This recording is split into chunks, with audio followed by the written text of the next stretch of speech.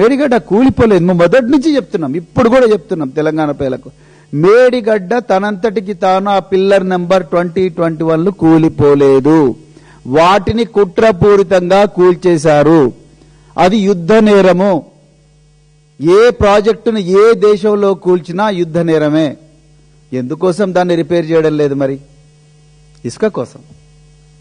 ఒకటి ఆంధ్ర ప్రాంతకు ప్రయోజనం చేకూర్చాలి. పోలవరం నుంచి బనకచెర్లకు నీళ్లు పోవాలంటే మేడిగడ్డ రిపేర్ కాకూడదు. అక్కడి నుంచి నీళ్లు కంటిన్యూస్ గా పోలవరం దాకా పోతే అక్కడ నీటిని తీసుకుపోయి బనకచెర్ల చేయాలంటే కాగల కార్యము గంధర్వురే నెరవేర్చినట్టుగా ఒక ప్రాక్సీ ముఖ్యమంత్రిని ఇక్కడ పెట్టుకున్నాడు చంద్రబాబు నాయుడు గారు.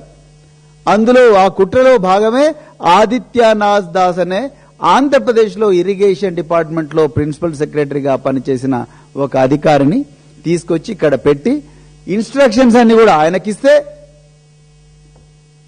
ఆయన రేవంత్ రెడ్డి గారికి చెప్పి ఇవన్నీ కూడా చేయిస్తా ఉన్నాడు. ఇవాళ వెనిజులాలో నికోలాస్ మదురోను తీసుకుపోయి డొనాల్డ్ ట్రంప్ ఆయన అరెస్ట్ చేసి అమెరికాలో పెట్టుకొని వెనిజులా ఆయిల్ మీద అమెరికా ఎట్లయితే మొత్తం కూడా ఏకఛత్రాధిపత్యం చేసి ప్రపంచ మార్కెట్లో ఒక స్వతంత్ర దేశానికి చెందిన ఆయిల్ను ఏ విధంగా అయితే ప్రపంచ మార్కెట్లో అమెరికా ఒక ప్రాక్సీని పెట్టి అమ్ముకుంటా ఉన్నదో ఆ విధంగా ఇవాళ చంద్రబాబు నాయుడు గారు రేవంత్ రెడ్డి గారిని ఇక్కడ ముఖ్యమంత్రి పెట్టుకొని తెలంగాణ ప్రజల నోట్ల మట్టి కొడుతున్నాడన్న విషయం తెలంగాణ ప్రజలు గుర్తించాలి.